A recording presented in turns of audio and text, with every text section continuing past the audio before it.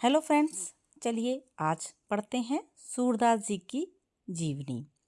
सूरदास जी का जीवन परिचय। संक्षिप्त परिचय इस प्रकार है। सूरदास का नाम सूरदास था, पूरा ही नाम सूरदास था उनका। इनका जन्म सन 1478 ईस्वी में हुआ था, जो कि संवत 1535 थी। इनका जन्म स्थान रोनकता है, जगह का नाम रोनकता है। सूरदास जी के गुरु का नाम महाप्रभु वल्लभाचार्य था। सूरदास जो हैं सगुण कृष्ण भक्ति काव्यधारा के प्रतिनिधि कवि थे। सूरदास की प्रमुख रचनाएं सूरसागर, सूरसारावली और साहित्य लहरी हैं। सूरदास की मृत्यु सन 1583 ईस्वी में संवत 1640 में हुई थी। चलिए देखते हैं सूरदास जी का जीवन परिचय। अष्टछाप के सर्वश्रेष्ठ कवि सूरदास जी का जन्म सन 1478 ईस्वी वैशाख शुक्ल पंचमी संवत 1535 में आगरा मथुरा मार्ग पर स्थित रुनकता नामक ग्राम में हुआ था। कुछ विद्वान मानते हैं कि सूरदास जी का जन्म दिल्ली के निकट सीही नामक एक गरीब ब्राह्मण परिवार में हुआ था। सूरदास जी जन्मांध थे, यानी जन्म से अंधे थे। इस विषय में भी विद्वानों में मतभेद है। सूरदास की रुचि बचपन से ही भगवत गीता के गायन में थी। इनसे भक्ति का एक पद सुनकर पुष्टि मार्ग के संस्थापक महाप्रभु वल्लभाचार्य ने इन्हें अपना शिष्य बना लिया था और श्रीनाथ जी के मंदिर में कीर्तन का भार सौंप दिया था। वल्लभाचार्य के पुत्र विट्ठलनाथ ने अष्टछाप नाम से 8 कृष्ण भक्त कवियों का जो संगठन किया, उसमें सूरदास जी को शीर्षस्थ स्थान प्राप्त हुआ है।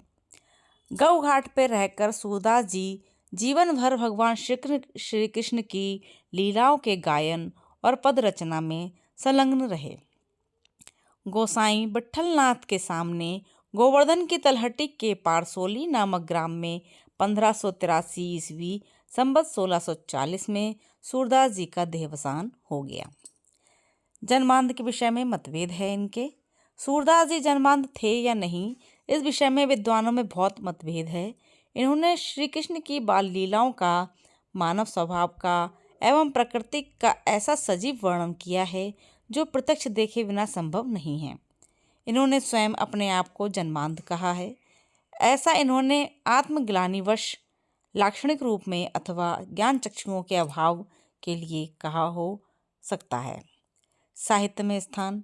भक्त कवि सूरदास जी का स्थान हिंदी साहित्यकाश में सूर्य के समान है। ये भगवान श्री कृष्ण सगुण रूप उपासना करते थे, अतः ये सगुण कृष्ण भक्ति काव्यधारा के प्रतिनिधि कवि कहलाए। सूरदास ने अपनी सभी रचनाओं में भाव विभोर होकर कृष्ण की बाल लीलाओं का, प्रकृति तथा मानव स्वभाव का बड़ा ही सुंदर वर्णन किया है। इसलिए उनकी कविता का भाव पक्ष प्रबल है। भावों के साथ ही कला पक्ष का भी सुंदर संयोग इनकी रचनाओं में हुआ है। अष्टछाप के कवियों में निम्नलिखित 8 कवि थे: कुंभनदास, सूरदास, कृष्णदास, परमानंद दास, गोविंद स्वामी, छीत स्वामी, नंददास और चतुर्भुज दास। ये 8 कवि अष्टछाप के कवियों में थे, जिसमें सूरदास का नाम आता है। तो फ्रेंड्स, ये थी सूरदास की जीवनी। आपको कैसी लगी कमेंट सेक्शन में बताइएगा और अंत तक हमारे साथ बने रहने के लिए थैंक यू, धन्यवाद। चैनल को लाइक करें, शेयर करें, सब्सक्राइब करें और हमारे साथ बने रहें।